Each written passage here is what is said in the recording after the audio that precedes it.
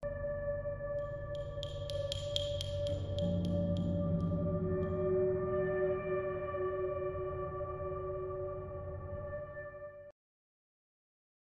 Swastiastu.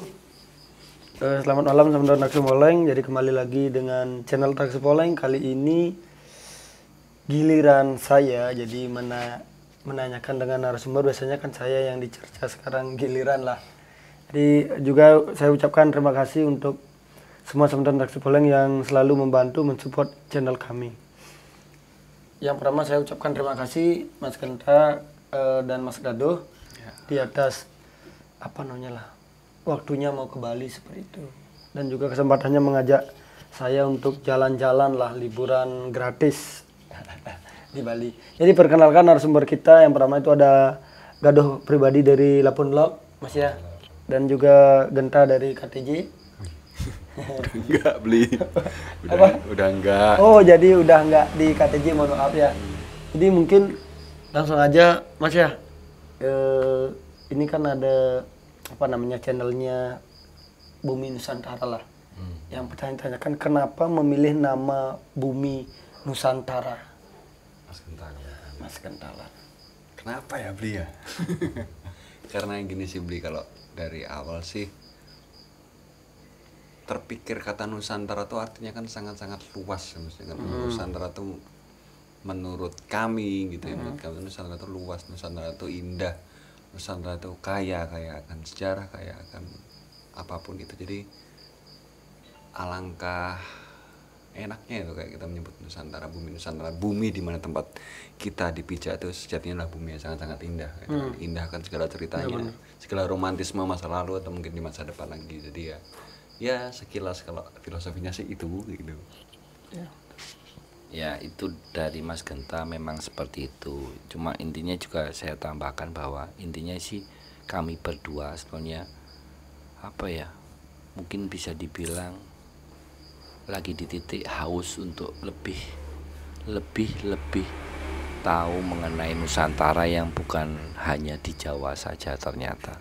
Itu sebetulnya karena saya dan Mas Genta merasa bahwa ternyata pengetahuan kita tentang Nusantara, terutama yang di luar Jawa, bahkan di Jawa saja sebetulnya sudah masih kurang ya. Yang di luar Jawa itu bukan nol lagi, minus lah.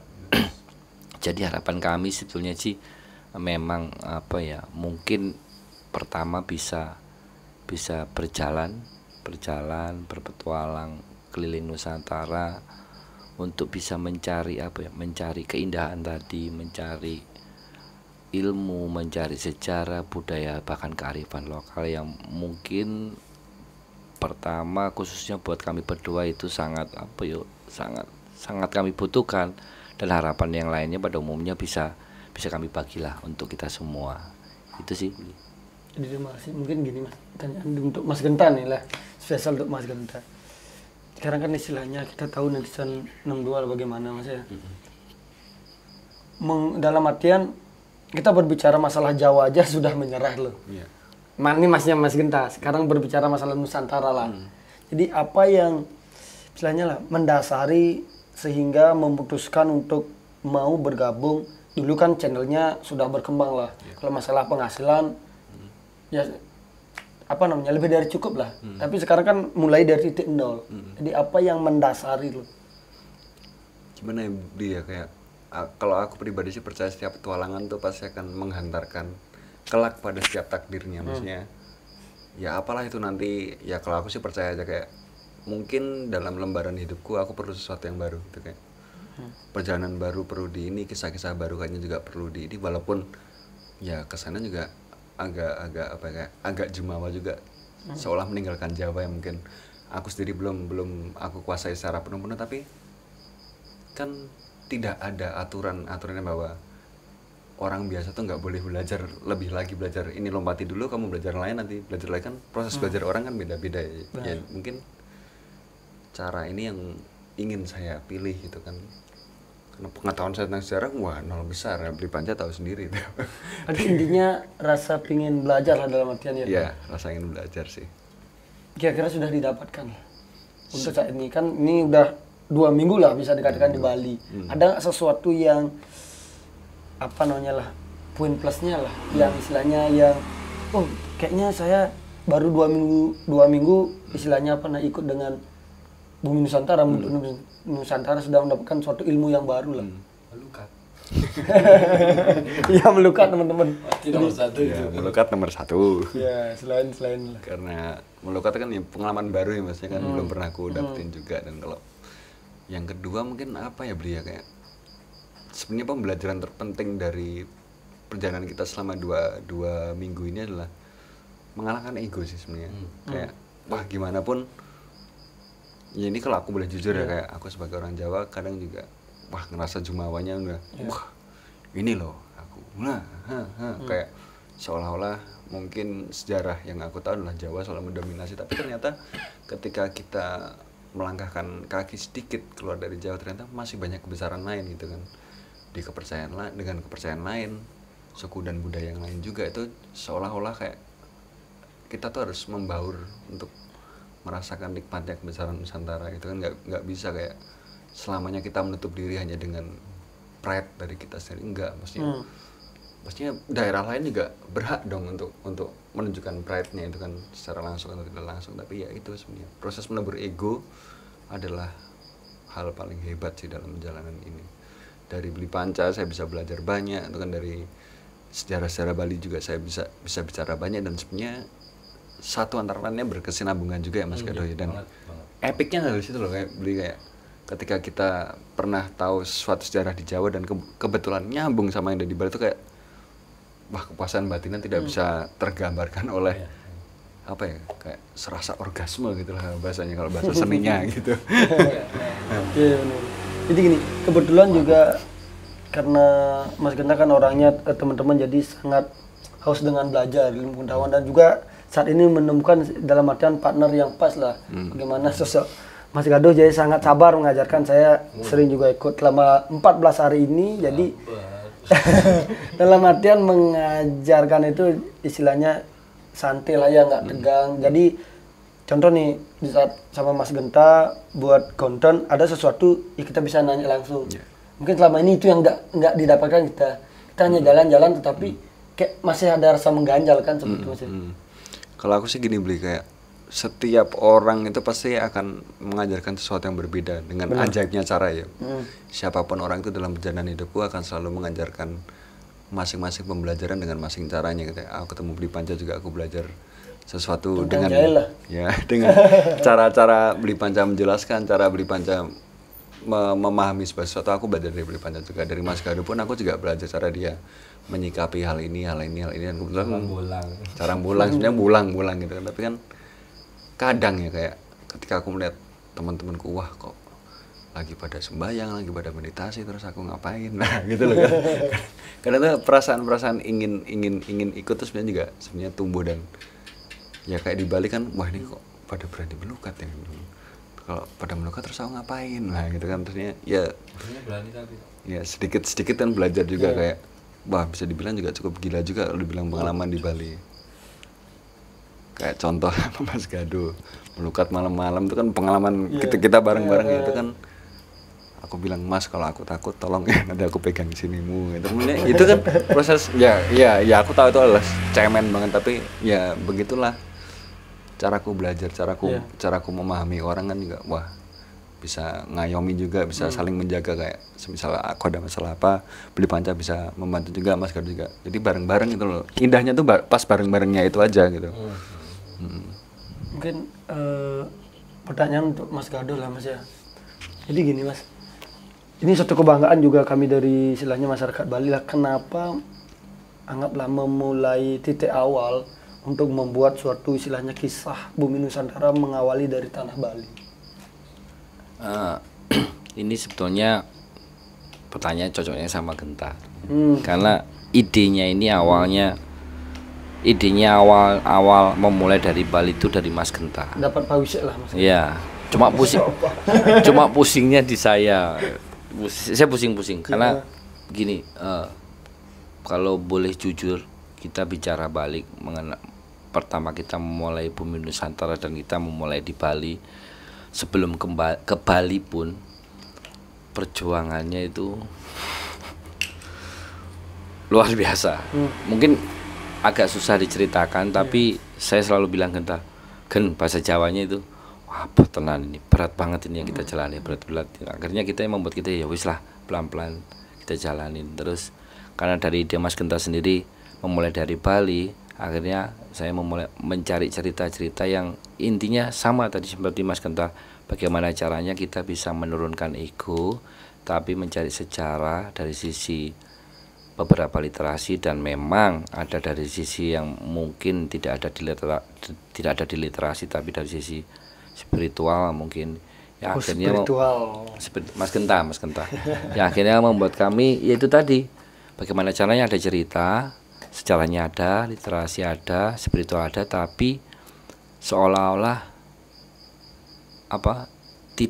bisa mengurangi ego dari kesukaan kami yang orang Jawa, bahwa di Bali pernah ada sosok besar yang bahkan sangat disegani oleh kerajaan besar di Jawa. Itu sebetulnya intinya sih, sebenarnya ingin menyampaikan pesan bahwa sebetulnya mau Jawa, mau Bali, mau entah yang lain nanti di mana, itu sebenarnya kita sebenarnya itu sama, cuma masa aja. Masa tahun ini yang besar, nanti tahun berikutnya ganti yang ini, kayak masalah takdir kali ya, seperti itu sih Bli. Kalau yang berpikirnya gini Bli, apa Mas, feeling ada suatu mandat mungkin yang dipegang. Kenapa? Karena saya juga orang Bali teman-teman, jadi kan suka ngulik-ngulik sejarah. Tetapi yang seperti Mas katakan, saya belum menemukan tempat-tempat yang saya ikut kunjungi kan. Saya di sana berpikir dari mana sih didapatkan ini. Ternyata sudah ketahuan jawabannya dari Mas Genta.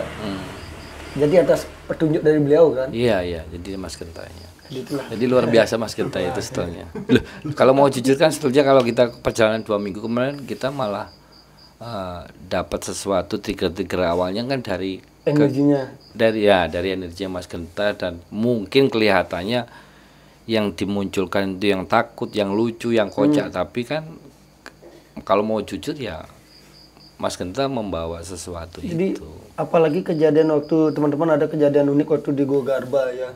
Saat Mas Genta sedang dialog, di atas itu ada suatu visualisasi lah, mungkin entah apa itu, yang mungkin kalau diberikan sama beliau-beliau akan saya tampilkan lah fotonya, itu benar-benar wow lah. Jadi itu benar kan. Justru kita itu mau tanya ya. Kalau dari sudut pandang benar-benar pure tanpa jujur, yang jujur dari sudut pandang adat, budaya dan spiritual Bali itu apa artinya soalnya? Saya ini momennya pas nih, kita tanya, memang pengen nunggu ini. Kebetulan pada saat itu teman-teman Raksu Poleng saya ada di tempat itu seperti itu. Jadi dari awal lah mungkin lah feeling kayak besar lah energi yang datang. Jadi ada suatu sosok jangan posisi yang seperti gini, dan itu memang istilahnya beliau memang seperti itu istilahnya, kalau di Bali ngergap istilahnya. Jadi menyatukan kekuatan untuk memberikan anugerah loh. Ini kan ada posisi amin. Ya seperti itu. Apalagi ada di atasnya Mas Genta, dan juga di bawahnya itu ada sinar hijau kan. Hijau kan ya udahlah, itu GGN-nya itu kan ada hijau, kemudian di atasnya ada wujud seperti ini. Yang nantinya semoga beliau yang akan mengupasnya, saya cuma memberikan slide-nya, mungkin nanti lanjutnya lihat di videonya Bumi Nusantara teman-teman. Kemudian pertanyaan selanjutnya ini, apa yang sudah didapatkan selama perjalanan 14 hari di Bali lah, yang istilahnya bisa nantinya menjadi suatu pembelajaran untuk kedepannya, yang bisa saya contoh juga. Jadi kalau ini saya sendiri ya, mungkin sedikit mewakili Mas Genta juga, mungkin juga agak berbeda. Kalau saya sendiri sebetulnya pertama sih sebetulnya kita memulai ini, kita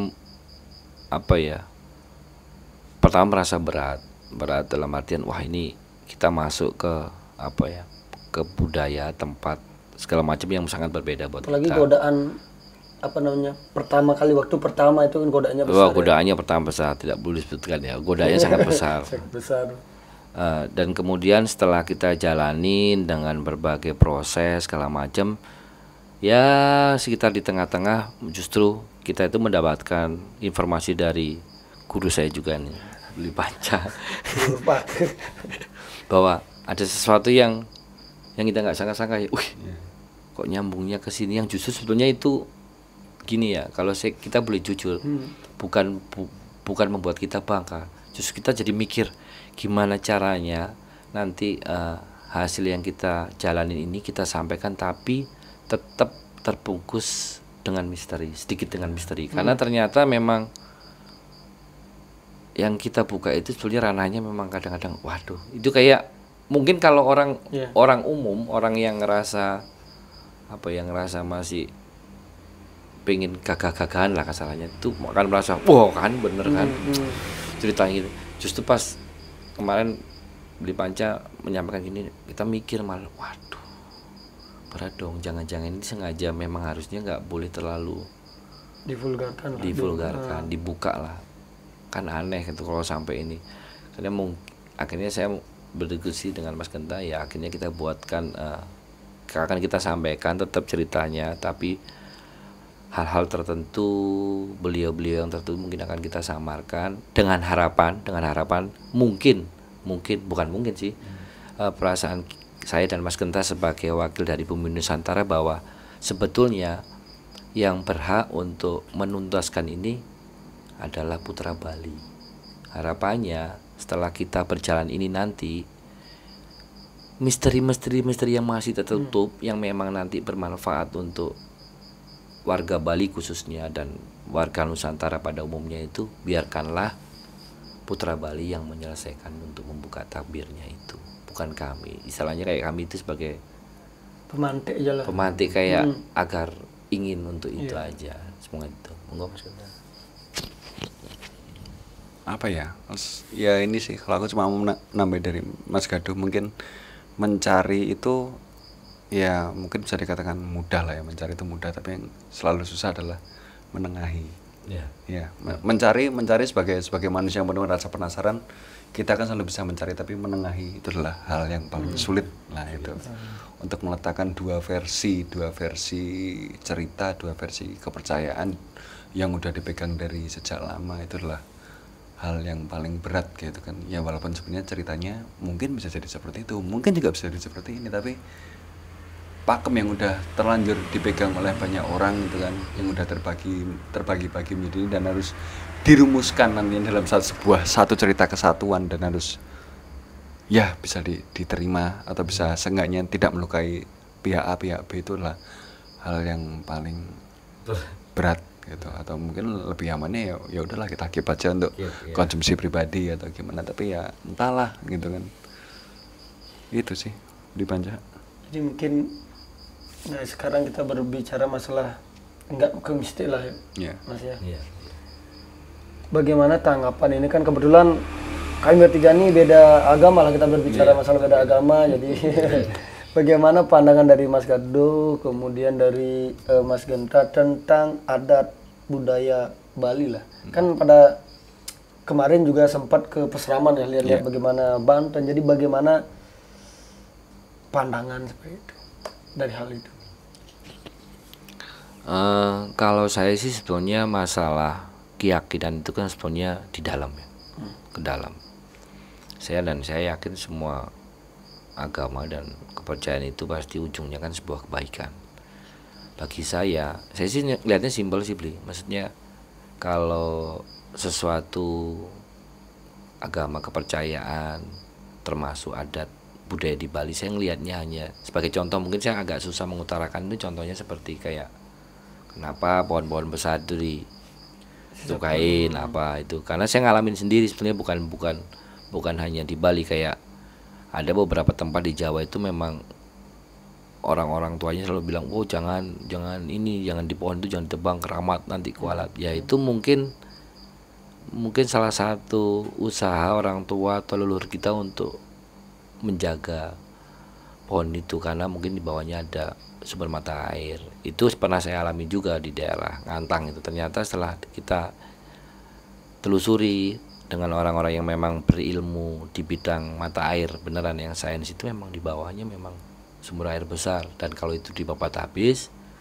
akan banyak desa yang kekeringan. Seperti itu. Jadi kadang-kadang memang membutuhkan kebijaksanaan kita atau menurunkan ego kita untuk menilai suatu agama dan kepercayaan, apalagi terkait adat dan budaya setempat, karena memang akan berbeda, tapi cobalah dicari filosofinya, makna yang lebih dalamnya. Masalah keyakinan yang berbau berbau ke dalam, biarkanlah ke dalam, tapi masalah implementasi keluar saya yakin sama kok, harusnya sama. Gitu saya. Kalau dari aku gimana ya beli pancai kayak, kalau boleh jujur ya, ketika pertama kali tahu atau mungkin ya mengetahui tentang Bali, kesan pertama kalau dari aku pribadi sih jujur ngeri gitu, kayak wah gitu banget ya lah gitu kan, kayak ya wajar lah pandangan sebagai orang-orang awam. Tapi ternyata setelah kita sempat duduk bersama-sama gitu kan, kayak ya beribadah bersama-sama, mungkin melukat bersama-sama gitu kan.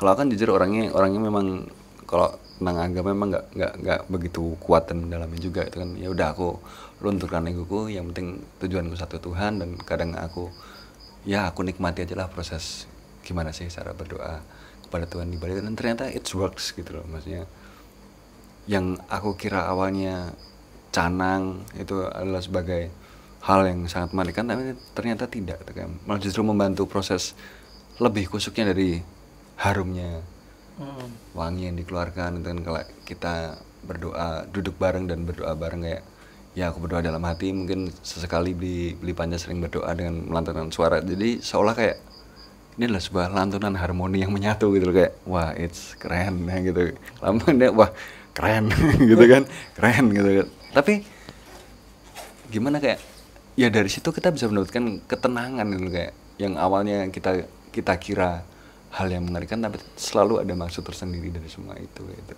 Dan sebuah harmoni yang enak sebenarnya ketika kita sering bersama-sama terus berdoa bersama juga malam itu. Wah, Keren itu sih. Keren. ya Jadi mungkin itu teman-teman di sini saya lebih yakin, lebih percaya bahwa semesta ini milik semua agama, Mas ya. benar. Jadi karena ada di saat kita istilahnya ikut Mas Gado, Mas Genta menelusuri jejak pada Kebuiwu, kita juga pada waktu itu sembahyang dengan beda-beda keyakinan, dengan beda agama dalam suatu tempat, dan itu indah gitu. Indah. Jadi ada dalam suatu tempat itu ada lantunan-lantunan dari beda agama. Iya. Mas ya. Dan kalau boleh jujur kan hasilnya yang kita awal bersama-sama itu kan di Goa Gado, Pak. Itu hasilnya.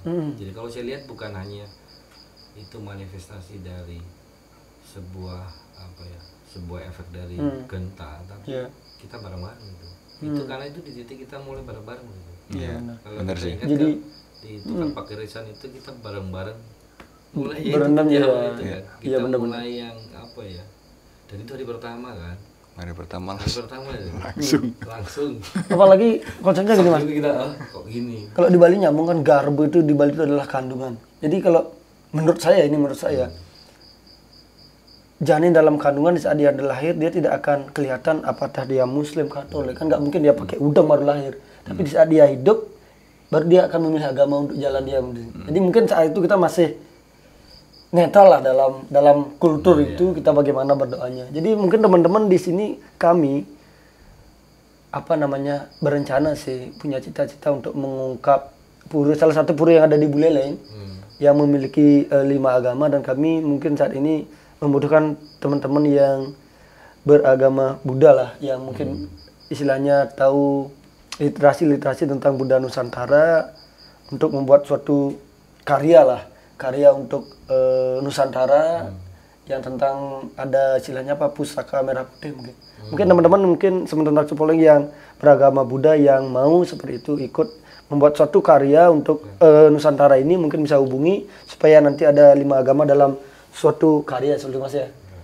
Mungkin pertanyaan terakhir, goal ke depan lah dari Bumi, apa yang proyek selanjutnya, atau dalam artian yang ingin dicapai, bisa dikatakan lah harapan tertinggi dari Bumi Nusantara. Karena kan perjalanan di Bali aja sudah sangat berat lah. Saya mengikuti teman-teman, jadi itu perjuangannya lumayan. Jadi menggabungkan antara literasi mungkin dan juga mungkin hasil tapa lah, meditasi atau apa Mas Genta di Jawa, dan juga dengan petunjuk-petunjuk yang ada di bumi Bali. Jadi itu sebelum misalnya menjadikan konten, rembuk dulu bagaimana itu wow, luar biasa nanti hasilnya. Kalau berbicara target itu bingung kita jawabnya. Itu sesuatu yang coba kalau kita boleh bermimpi. Kalau kita boleh bermimpi, pertama kita memang ingin benar-benar bisa menjalani perjalanan di Nusantara ya. Ya nggak hanya di Bali juga, mungkin di Lombok, Kalimantan, Sulawesi dan Sumatera. Dan harapannya kami bisa bertemu teman-teman di bumi Nusantara yang lain seperti Beli Panca. Karena memang kita masih meraba dalam artian kayak seperti di Kalimantan, kami harus menghubungi siapa. Karena mau tidak mau teman-teman, saat kita tiba di suatu tempat di mana itu bumi dipijak, di situ langit dijunjung, kita tidak bisa benar-benar nggak mungkin lah kita membawa jumawa kita sebagai orang Jawa, meskipun di Jawa pernah ada sebuah kerjaan besar misalnya, mau tidak mau kita membutuhkan ya, kalau goalnya yaitu bisa keliling Jawa, bisa tambah saudara di semua tempat itu. Dan harapan kami di sini, kami juga mungkin agak sedikit memohon jika ada teman-teman di belahan bumi Nusantara lain, di pulau lain, jika ada cerita atau apa yang ingin disampaikan atau diungkap bersama, ayo kita sama-sama jalan. Dan memang kalau memang berjodoh dan semesta mengizinkan, kita akan ke sana ya Mas Il. Itu sih kalau dari saya, Mas Genta. Dari aku pribadi apa ya, Beli ya, kayak aku tuh kan orangnya kan serba penasaran ya sebenarnya. Wah, penasaran itu sangat tinggi.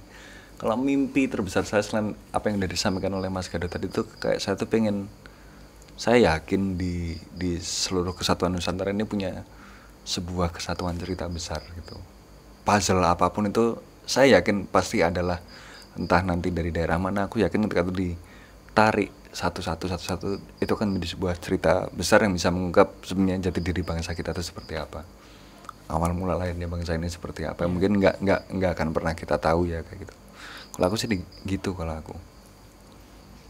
Jadi ketahuan nanti bahwa semuanya di Nusantara itu memang apa ya, guru-guru Nusantara itu memang ada. Ya, intinya gitu. kita pengen itu sih bahwa. Jadi itulah mungkin jejak yang berat lah. Berat. Jadi guru Nusantara bahwa di Bali juga ada, cuma memang tidak boleh diungkap. Dan ini suatu kebanggaan juga, suatu rezeki bagi saya, karena ya saya tahu di mana beliau berada, dan juga mungkin nanti sama teman-teman Taksi Poleng lah. Tapi bukan untuk mengungkap, tapi untuk istilahnya mohon tuntunan bagaimana nanti berkarya di tanah Bali. Karena mau nggak mau kan beliau juga sebagai bisa dangyang tanah Bali. Mungkin Mas Genta dan Mas Gado, terima kasih atas waktunya. Jadi doa saya mungkin mewakili teman-teman Taksi Poleng semuanya, semoga lah Nusantara, kita berbicara cerita Nusantara, di bawah nanti kreativitas daripada bumi Nusantara bisa kembali lagi jaya, dan kembali lagi generasi muda mengingat jati dirinya. Mungkin itulah. Amin. Jadi terima kasih sekali lagi. Terima kasih. Kita akhiri dengan Parama Santi. Om Santi Santi Santi Om Rahayu.